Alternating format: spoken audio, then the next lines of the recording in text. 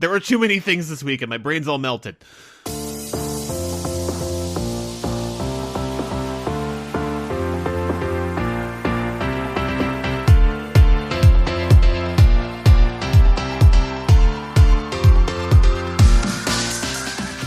Hello and welcome to the Euro What, episode 255, dropping on February 11th, 2025.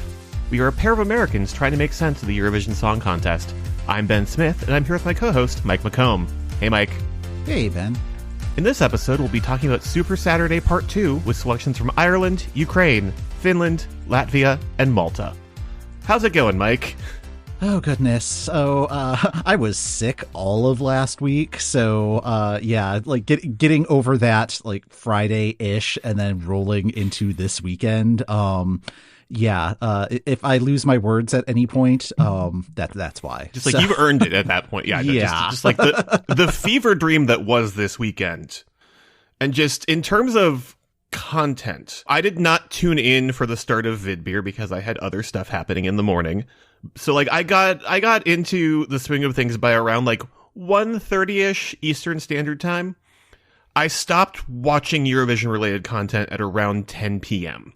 Oh, geez. Yeah. By the end of the day, I was just letting Lithuania and Sweden play uninterrupted. Mm-hmm. And was my attention fully on them? Questionable at that point. Yeah. But I did watch them in full. So just it was a very long day. At the start of things, I had one screen. At peak viewing hours, I had 5 different things.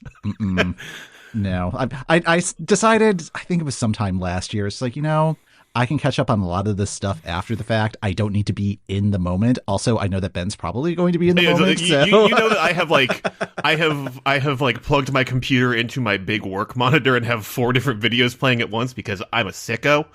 It's like a wall in a movie featuring hackers. It's just 7 different monitors, all different sizes. Just me shouting in the emptiness of my apartment. Computer enhance. Yep. But yeah, and it was also just another full week of drops midweek through. So yeah, should we start getting into it? Yeah, let's get into it. Because Azerbaijan has announced that their artist is Mamagama. Do do do do do. Mamagama. They are a trio formed in 2021. The press release says that they are a band with a sound that they say is as deep and familiar as a mother's heartbeat, yet as limitless and electric as a gamma wave. Which, calm down. Yeah, that whole press release, it was impressive. They had competed at Albania's Këngë Magjike, which is, I get the sense is a big deal. Mm-hmm. So that was neat. But yeah, everything else about the press release was just a lot of non sequiturs like that. Really weird photos. None of the guys seemed to know where the camera was. I don't know if that was an artistic choice or what, but it was just, I found the photos odd. If you had told me that they composited those photos together from 3 separate photos of people who had never met one another. Yeah, I did not get a band vibe from the photos. No, yeah, and this is just a personal quibble on my part, but the one member of the band who's wearing tennis shoes when the other 2 members of your band are wearing their nice shoes. Come on. It's like the game Set. So it's just how are these 3 together but different? And yeah, but no word yet on when their song is going to drop. Probably end of March because that's what Azerbaijan does. But it remains to be seen whether this is a good Mamagama or a bad Mamagama.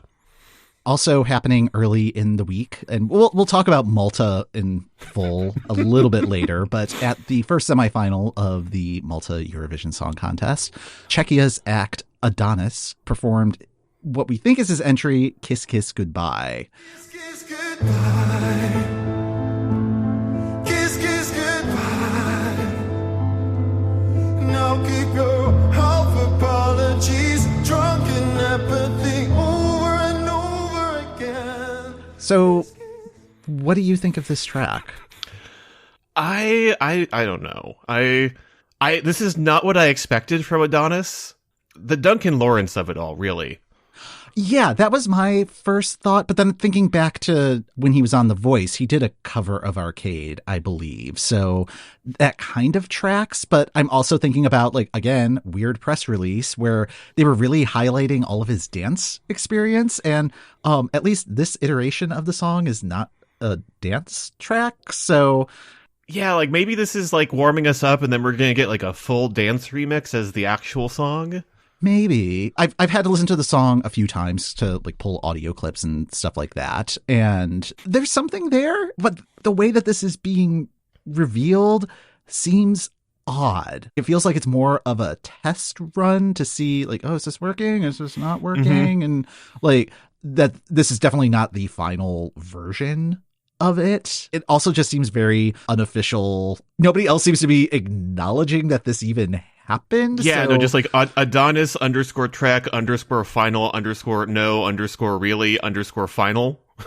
It's kind of sticking with me. Like I don't dislike it. It's just, yeah, this form of presenting it is different. And I don't know if that's different good or different Nobody bad. is really acknowledging that this happened on Tuesday. It remains to be seen like what changes will happen or if this even is his track. Yeah, like so, what if we just get like a fully different song? Watch this space, I guess. More appropriately, check back with us later. You can address your emails to Ben at... All right, so Friday really kicked off a weird weekend, honestly. Ireland had their Eurosong selection process. The format is kind of what we're used to with the Late Late Show, where they have an in-studio panel.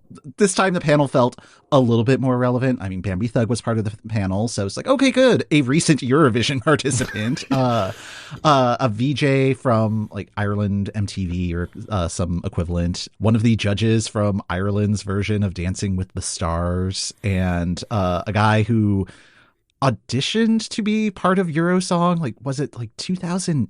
Yeah, like 2008 is now just like television chef. Yes.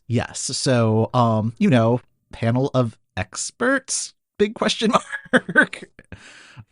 But it really did feel like one of the more relevant panels in recent years. This is, yeah, that's a low bar for praise with Eurosong. Right. The issues with Eurosong are the same that they've always been in recent years of just like, the stage is bad. The sound is terrible. There are 17 different panels and only 2 of them have voting power. This year's Late Late Show was not brought to you by a basket full of peanut butter, but a basket full of fake tanning products. The audience came prepared for like an episode of the Maury Povich Show. I thought that there was some interesting stuff in the mix, and I did appreciate Bambi Thug's perspective on seeing things that have potential and that just need budget and a stage that is not trapped inside a tiny television studio to fully execute their vision. I think Bambi was probably the strongest member of the panel. Actually, like I think this panel was good in that they called out some of the things that like, we've been calling out for years, where it's just like Eurovision has changed. And yes. like, I mean, but it still hasn't sunk in yet. Like one of the interval acts was featuring 3 former Eurovision winners doing a trio on Lorene's tattoo. One of them was Imir Quinn, who won in 1996. And the host of the Late Late Show was talking to her after the performance and asking her, so how has Eurovision changed since you've been there? And like, I'm thinking, well, televote is one. It's just like so much of the contest has changed. Like even 3 years after she was at the contest, like there's no orchestra. It's televote. Like you don't have to sing in your country's official language. I mean, it's just like there's so many. Like, why aren't you paying attention? Like, well, look up the Wikipedia page before this episode films. Come on. Just that, and then just like every time that we went to commercials, they're playing songs that are at least 10 years old. Mm-hmm. Which I don't know if that's just like a rights thing of just like these were cheaper, but also... Yeah, I was thinking about that a little bit. Like the songs that they were playing were like old winners, like Satellite and Hard Rock Hallelujah, which they were really leaning on for some reason. But like I was also thinking about it's like, well, like what recent winners would they really be able to play that would play, you know? Like I don't think it's just like, oh, let's go to commercial to 1944. True. No. Okay, fair. Fair. They're trying with like the lineup of artists, just bless them, but there's just some weird disconnects in Ireland's process still. these artists are selected ahead of time and then do their performance, and then being told, oh yeah, like we don't really want to be like Irish on the stage anymore. It's like, well, then why did you cast this person? Seriously. Yes. I mean, it's just unrealistic, unfair expectations. And then like giving this feedback that unless you're the winner is not actionable. Like, it's not like they're coming back next week and there's only going to be 5 and they're going to take that feedback and make changes. Like, it's frustrating. It's Ireland. Yes, so. It's Ireland. Let's talk about the results. Yes. The in-studio panel, really there to just sort of like give the audience their thoughts. But there's also two juries, an international jury and a national jury. The international jury's top 3 were Samantha Mumba, Emmy, and Realta. The national jury's top 3 were Emmy, Samantha Mumba, and Realta. And at that point, I'm like, okay, cool. I had been rooting for Bobby Arlo, just like Ireland is sort of going through a techno goth phase, and I'm here for it. The jury numbers were not there for that one, so I'm like, okay, cool. It's down to Emmy or Samantha Mumba. It's probably going to be Samantha Mumba, and then Samantha Mumba got 4 points from the televote. Yeah, which did not surprise me at all, because the act that performed before Samantha Mumba was getting the critique about being like, yeah, Ireland has changed. The contest has changed. The contest has changed. These are not super negative critiques, but usually on these talent shows, the whiff of a negative critique immediately gets booed by the audience. These critiques were met with applause, and I'm not sure I've ever encountered that before. No, like, again, Maury Povich show. Yeah. And it's just like, okay, the contest has changed. And then Samantha Mumba comes on and performs and features like Irish step dancing a la Riverdance. And it's like, okay. Cool. Yeah, it's just like, uh-oh. Yeah. Uh-oh. And was not called out on that at all. And no, because it really had nothing to do with that song. What had anything to do with that song? That song is just 3 minutes of meandering. The panel rightly called out that song is like 10 different songs at once. So once that got 4 points, I'm like, well, it's probably Emmy, and it was Emmy. So Ireland's entry this year is Emmy with Laika Party. I hope like I never died and that she's been surrounded still, and that she has a party in the heaven always will. I hope that she is dancing every night among the stars. Laika is alive, like a party in the sky. So, Mike, what did you make of this one? Oh, sorry, I literally just spilled some tea.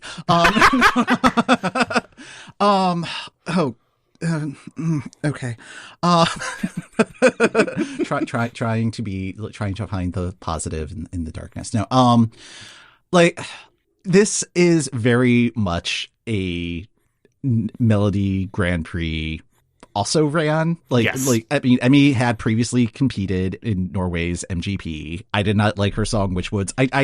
I don't like her style of singing. Like, her voice, I do find it kind of physically painful to listen to. It's just at a frequency that just does not jibe with my brain. Mm-hmm. But yeah, this is just like in the same tradition as like Subwoofer and that AI song from last year with the giant robot.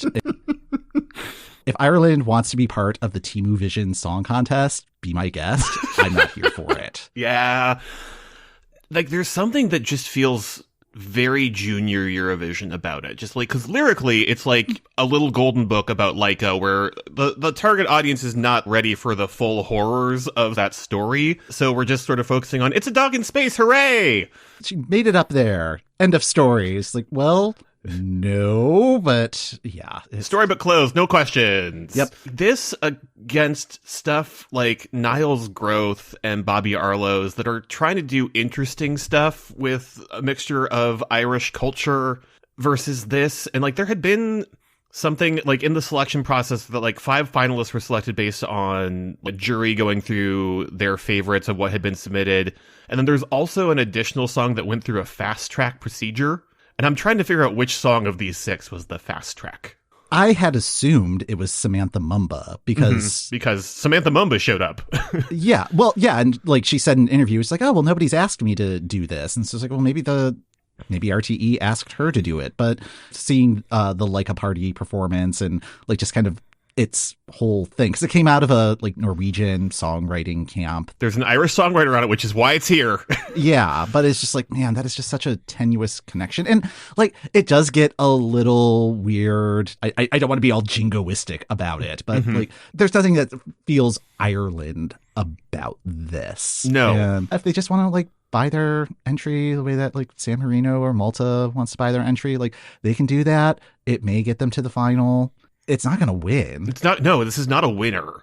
Like, I think it has televote potential, but the juries are just like, no, we're good. Yeah.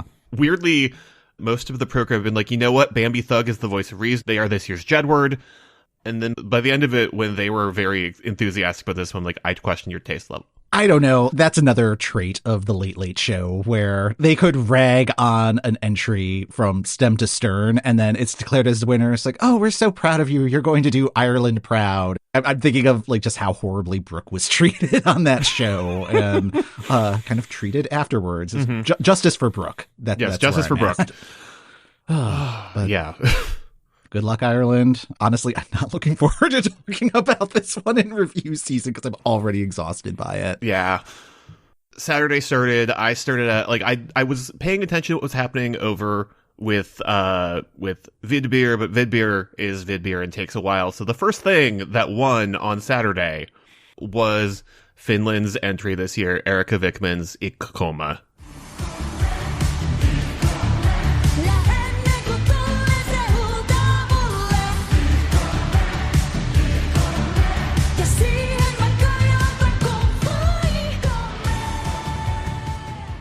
Finland is doing such a good job. I'm just so excited for whenever they host next because, like, they're going to nail it. Absolutely. Yeah, this show was so fantastically produced. It pulled my attention away from everything else that was happening. And it was like, nope, this is getting the full screen treatment. This got the television amongst my many screens. Just like, no, this one gets attention. Because just like the second you open up with Windows 95 Man with Jings, with the Gene Wings, just and like with him and Henry hyping up the contestants with like full MS Word 97 word art. I'm just like, yes, this is what I want. That was a very well produced show. The jury voting was all over the map. There are some selection processes this year that would kill for a Sekai Scene or a Nightmares. Like even the ones that I didn't really care for, it was because I like these other entries more. It's not because I actively dislike any of these. I think Nightmares was not the best staged performance. Like I think that one really needed a reconcept. And the fifth one, Vivi's entry, I don't think that was going to work in Basel, or it could happen in Basel, but the in-arena crowd would be grumpy about afterwards. But yeah, all six of the entries had like very strong positives and very few negatives. Yeah, like honestly, I think all of these songs are going on my normal playlist. Because like, again, just like the level of selection quality here. The overall scores kind of broke into like, they're basically just like three tiers of like roughly evenly matched songs. Like towards the bottom at the end, you had Sekai Scene and Nightmares that were about even. You literally had a tie between Vivi and Nelly Matula with 138 points total. And then we got to the heavy hitters, Goldilocks, which I loved that staging. It was just weird and alien in the best way. Yeah, I think that was my favorite song going into the night, and seeing how it was executed. And it's my understanding that like her voice was not 100% in that performance, but it still really worked. But that like kind of had this Looney Tunes quality about it. It's like, oh, this is tickling my brain. And like once I realized what was going on, just like it was delightful. Like, and like that song is like very close to my musical taste as well. Of just like something very MGMT first album about that, but also just like a nice little disco strut underneath. Yeah, just like very good. That had 229 for the televote and 74 from the jury. It was the jury winner, which I was delighted with. That was the one where I'm like, this one could go either way, that people are either going to really like it or not. And so just like seeing the love that it was getting, like I would love to see her come back to UMK. Absolutely. Yeah. Erika Vikman, 362 televote points. This was less of a landslide than in years past.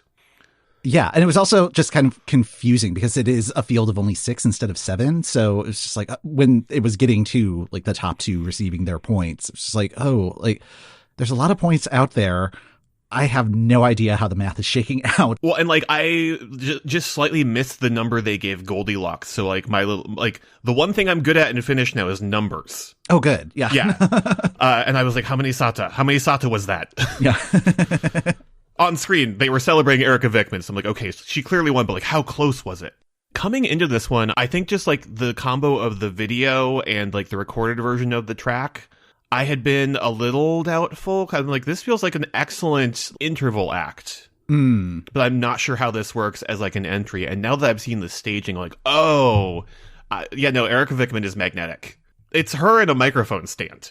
That was my thing coming into it. Cause like, I don't think I've watched the video yet. I kind of want to be like, all right, I don't want to be like spoiled by any potential staging ideas or anything like that. So I had no idea what to expect. I was actually kind of underwhelmed. Like I was expecting something more in the realm of Cicciolina, at least in terms of like the bombast of it, but she still owns the stage. Yeah. And, yeah. Like it was like doing her thing. So I am really excited about this one for Basel. I feel like I can immediately map out how they do the staging on the Basel stage. Yeah. Do you think they're going to make any changes to like the core of the performance, or do you think it's going to try to be a 1-to-1?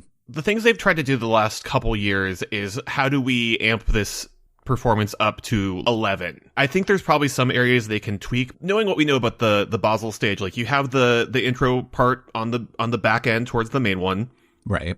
You have the verse where she's like strutting down the catwalk on the catwalk of the Basel stage. And then you have like the big ass microphone stand just waiting in the picture frame. There we go. It's just like, I'm picturing just like the end of the song. You have that picture frame just framing the Erika in the background. Like that's a hell of a visual. Finland's going to be okay. I think Finland, they'll like fine, again, like this one has good bones. I'm very excited about it. Just like, again, it's Erika Vikman. She doesn't need flames and like two dancers in bear costumes. She is just enough on her own. UMK was happening pretty much while Ukraine was tabulating their votes for Vidbir.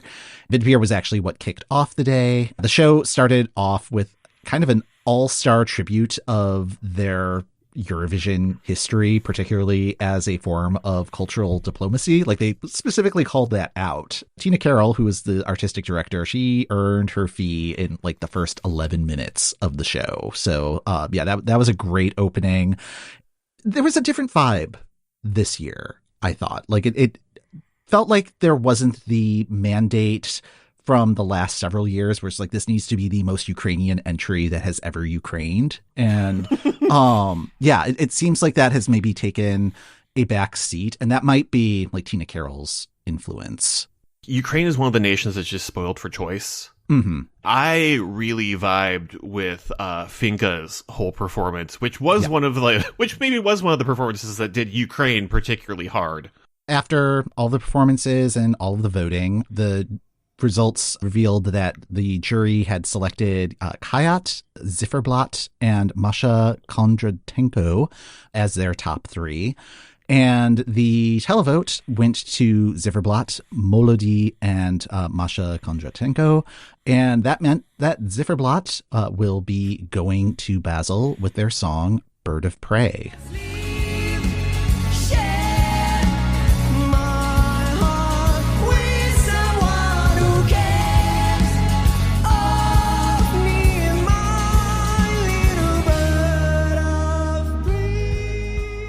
So what did you think of Ziferblat's performance? So when they were announcing the televote, we had it down to the two, and they had the shot of both acts, and they said Ziferblat, and I had not realized that it was Molody that I was rooting for of those two. Oh, really? Yeah, because like I don't know, like I need to spend time with this one because like it wasn't my favorite of everything in the mix. It's a different vibe for Ukraine from like the past couple years, which I think is good. And it may just be something that's just like not resonating with me right now. It's like it was one of the ones that was just fine for me. Yeah. So Ziferblat were the runners up in last year's Vidbir. I think they were coming in with a little bit of an advantage. They had what I think was the most elaborate staging. This was the one that was like taking place in like a field of grass with like, grass and flowers and just very, very colorful.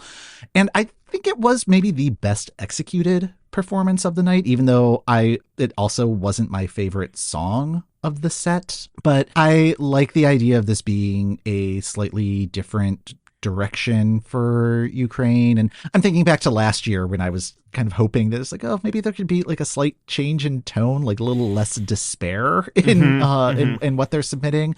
And I think this accomplishes that. If that is successful and like the right direction, that would be great. But I think this is one where it's just like, okay, just kind of sit with it, see how it goes. Particularly because there were so many other, like, I agree, like Fienka's entry, Cultura was my pick. Like, I thought that was fantastic. Yeah. Well, and like, I think given how chaotic some of the rest of this weekend was, I think Ziferblat has the potential to just sort of be a nice counterpoint to all of that. Mm-hmm.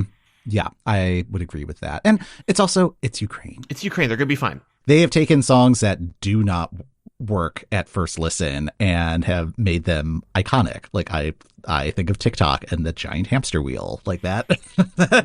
That was a transformation. And this song is miles ahead of TikTok. So yes. Yeah. Again, it's Ukraine. They're going to be fine. They'll be fine. Latvia had the final of Supernova, and the winner is Tautumeitas with Burman Laimi.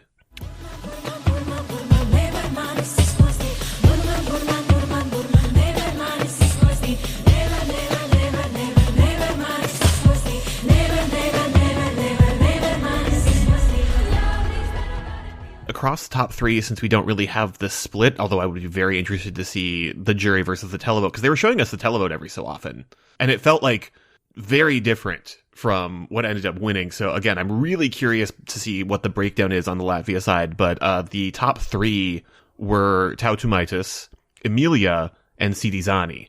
Speaking to the chaos of this weekend, this is like a really lovely entry that I also have no clue if it's the vibe for or not this year. This is leaning really heavily on like the folk / world music side for Latvia.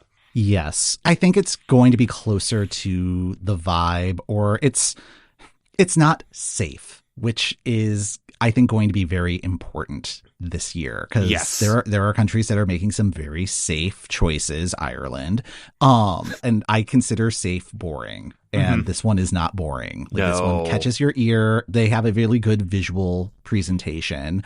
Is it pop music? No, like it is very much in that like world music. We will see this on a PBS special at some point genre, but that is fine. Like if it is a well executed song, that's the goal. So yeah. Oh yeah. Like I looked up what the lyrics of this one mean, and like it's real. It's great. Others are making a bridge of steel. I'm making one of oak. The bridge of steel turns to rust. My oaken one evergreen.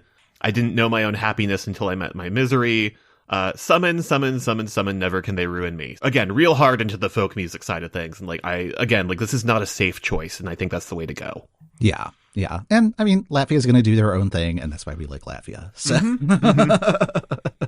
it'll be a good palate cleanser depending on where it ends up in the lineup. So there is that.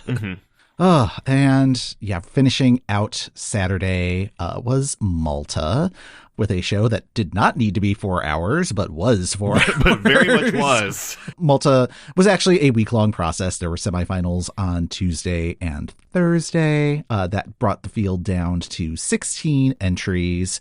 And the winner of the contest was Miriana Conte with her song KANT.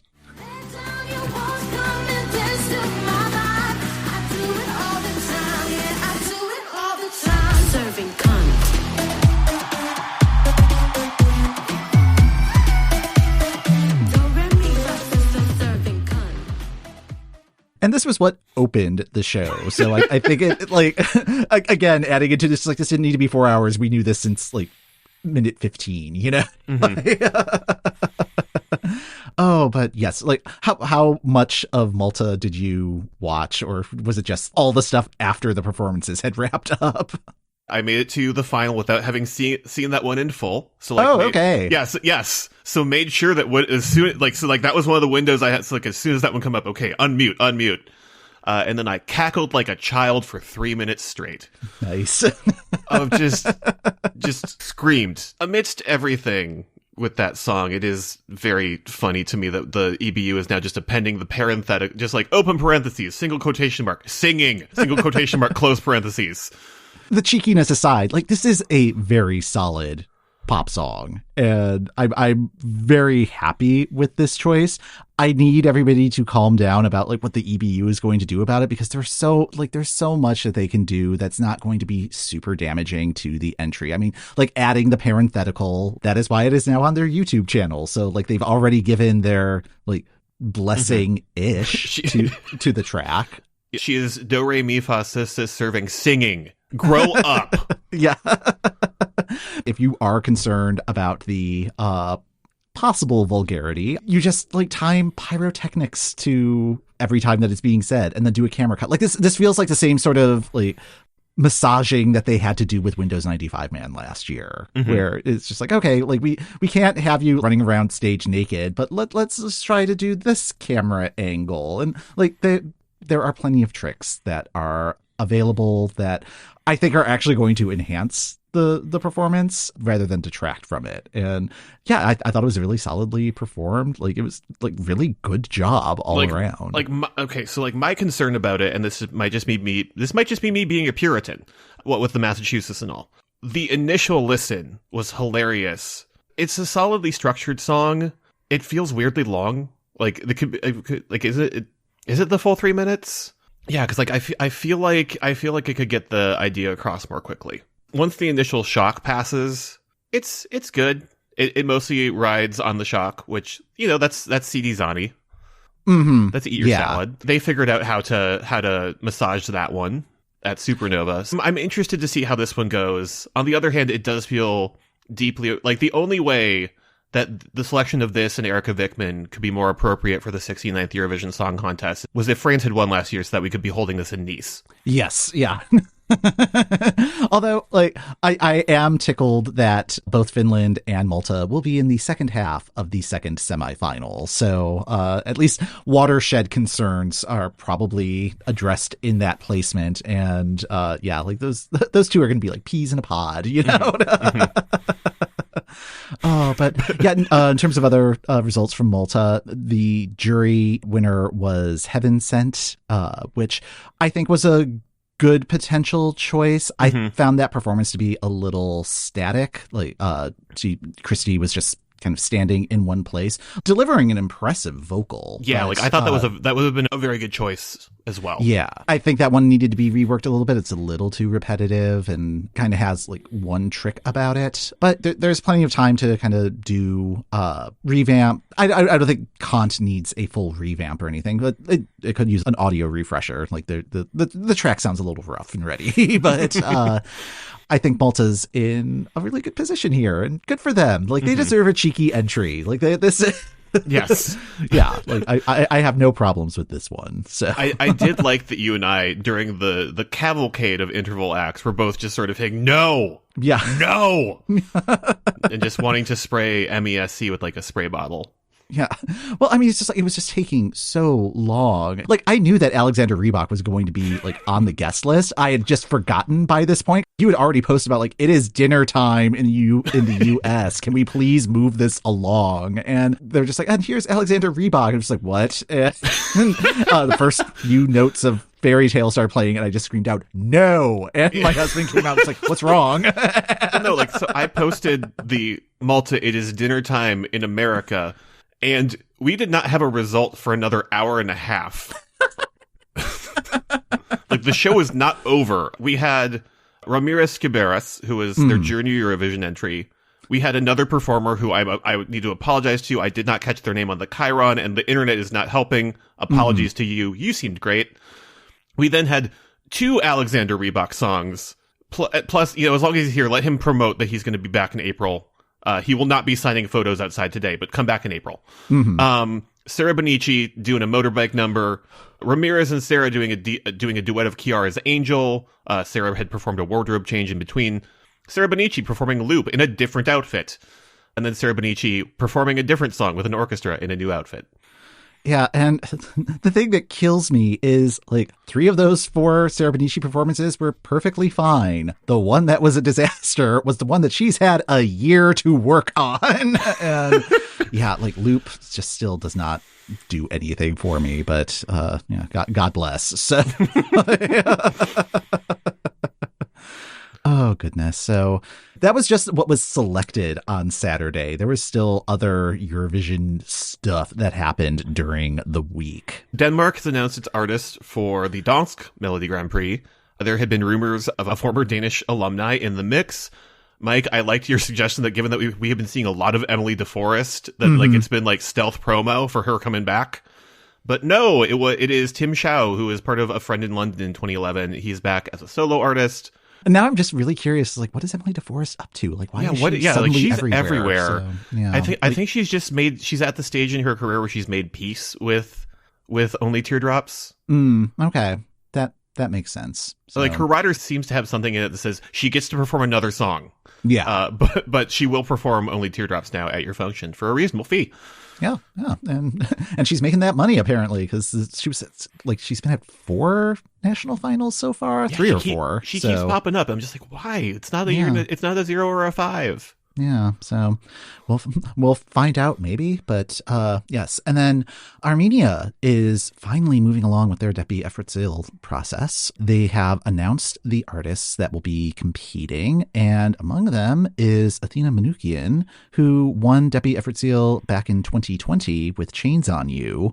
So another 2020 alum trying to finally make it to the contest. The songs were supposed to be released on Sunday, February 9th. We're recording in the morning, US time, and I have not seen them drop yet. Hopefully by the time that you hear this, the songs have actually dropped. And yeah, Depi Evratesil will be happening this coming Sunday. We stand a Sunday selection. Looking forward to what Armenia has in store. I'm very excited about this one. So. They've been doing a real good job, and I'm very excited that they're bringing the selection back because I want to know what the full wealth of Armenia's musical talent is. Iceland kicked off Song of a Captain this year. I think this is the least prepared I've ever gone into a Song of a Captain. I have not listened to any of the songs beforehand. I have barely looked at the photos of the artists. I was delighted to see Aron Khan open up the show, though, because I have seen him at Iceland Airways before.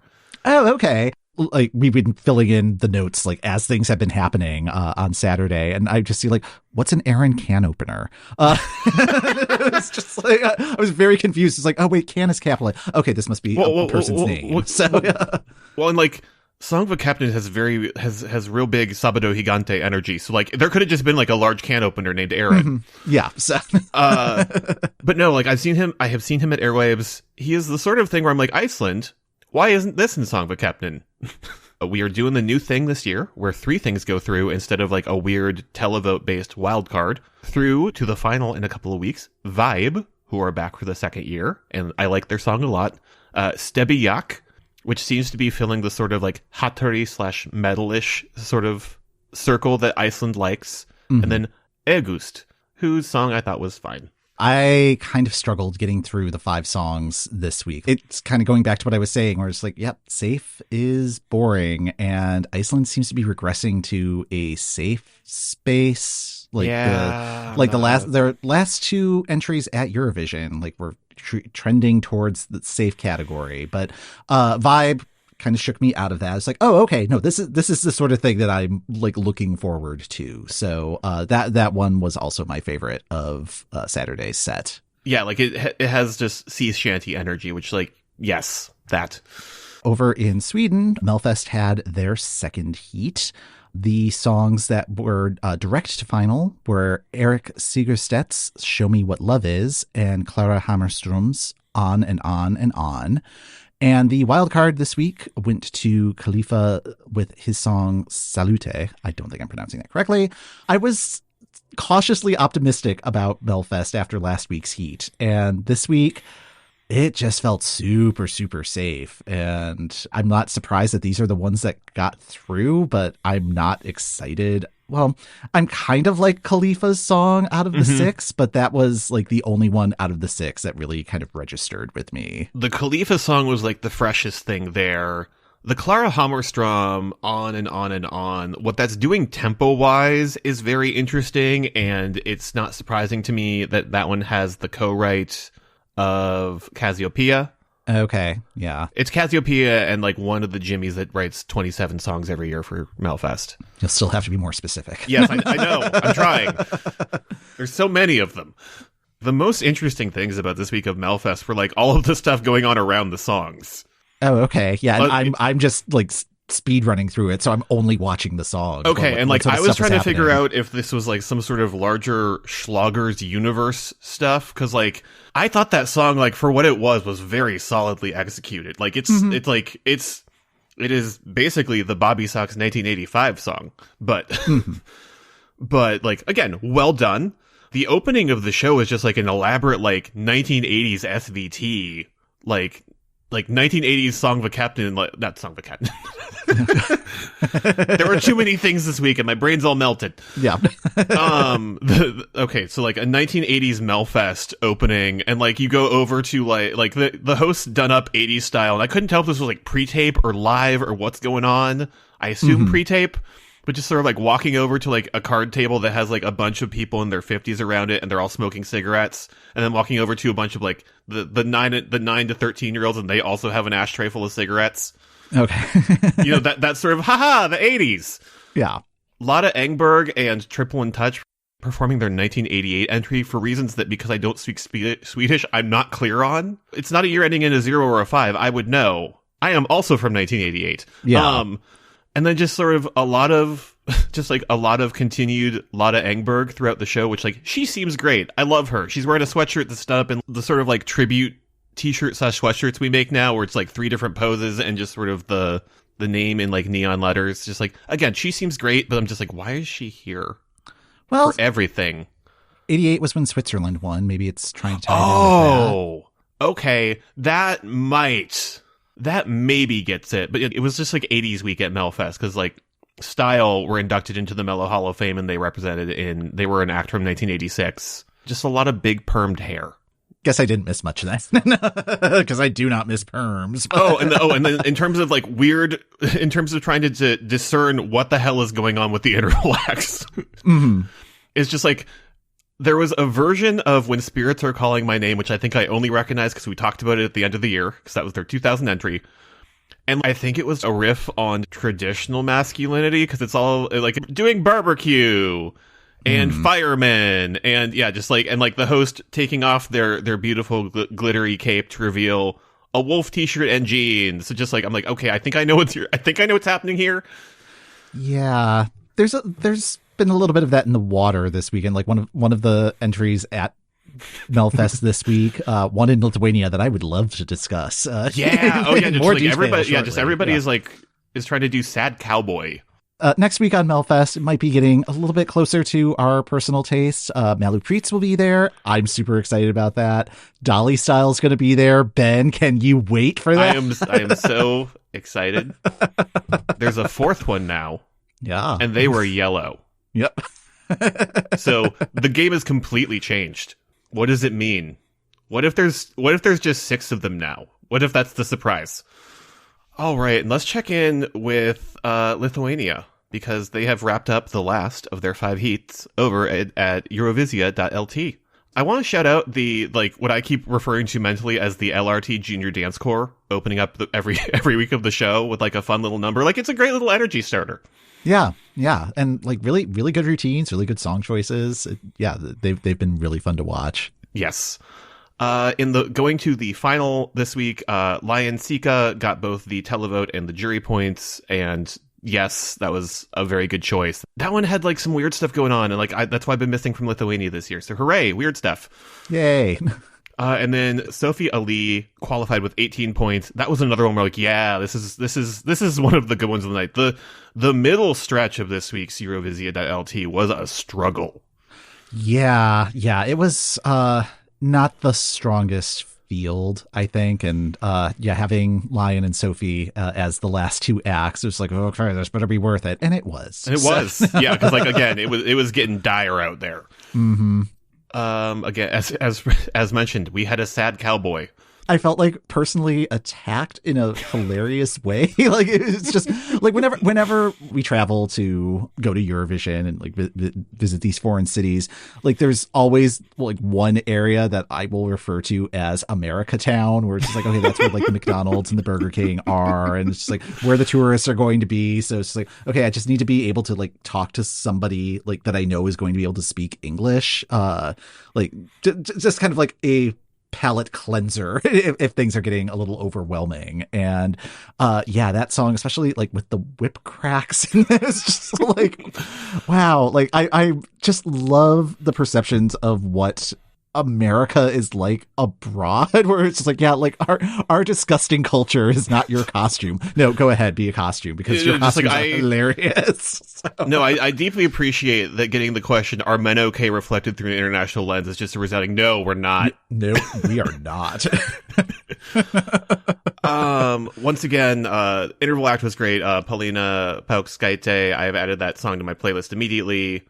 And then also, surprise, we're having 12 acts in the final. We have 2 wild cards, and they are like the 2 high-scoring televote wild cards. Like Black Biceps is in the final, Lipa is in the final, and I immediately noticed that Black Biceps have the highest televote of any qualifier going into the final.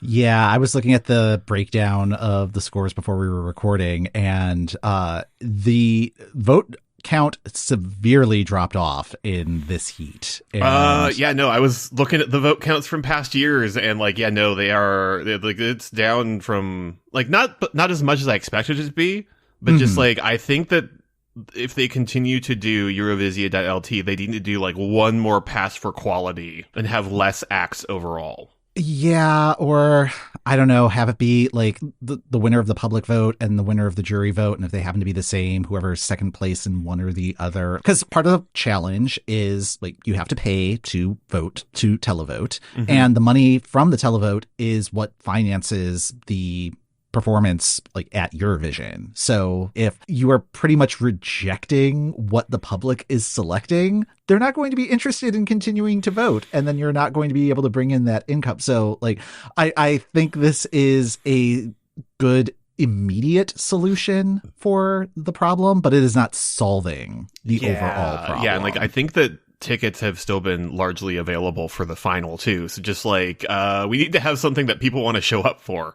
I'll be curious to see how things change for next year's competition as a result of this, because this is not good. Like, this is just a bad look. Yeah, this is not great. And like, if Black Biceps win, that would be my pick of what's in the final, I think. Yeah, like I haven't compared like what's in the final just yet, but they're definitely in the mix. Yeah. So. Anyways, next week is the final, which will feature Monica Liu and Vidas Baumila, who was their 2015 representative. That's going to be a very full Saturday and another very full week. And that's because Italy's getting started. Sanremo 75, pew, pew, pew, will begin on Tuesday. Originally, there were going to be 30 songs. They are now down to 29 songs that will be competing.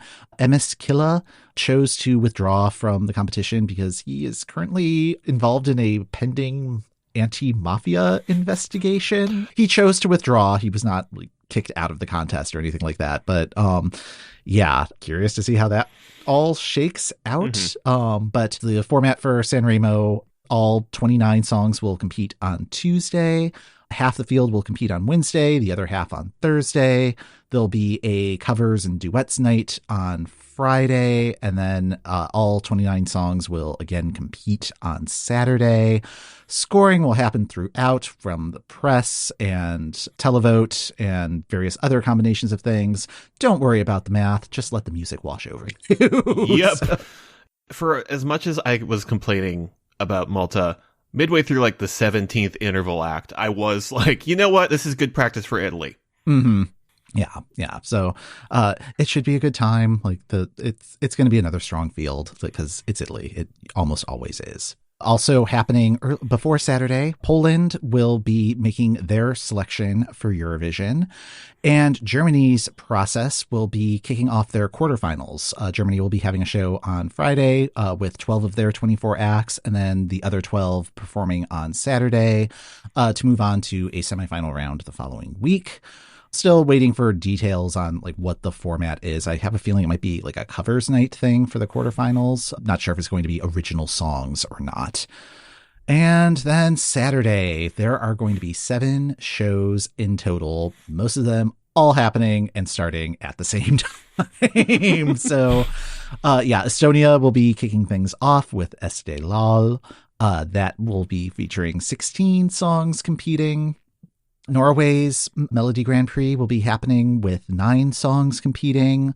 As we mentioned, Lithuania's final will happen now with 12 songs. And then like all of the other selection shows that are continuing. So we've got Melfest and Song Vikepnen. And yeah, it's going to be another busy one. Pack a sandwich, take lots of rest breaks. And it's going to be a lot, but it's going to be a good time. Like these are all very solid shows. So yes. And then Sunday, Armenia. Woo. Yeah, a lot of selections that are going to be happening this coming weekend. So we're going to have pretty close to half the field for Basel figured out in the next 7 days. Yeah, just like very short order. That's going to do it for this episode of The Euro What. Thanks for listening. The Euro What podcast is hosted by Ben Smith, that's me, and Mike McComb.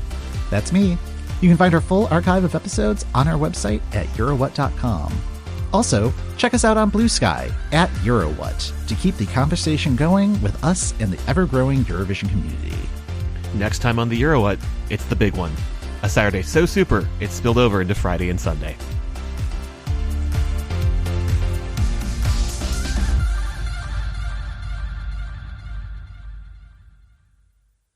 Oh man, I've watched so much television.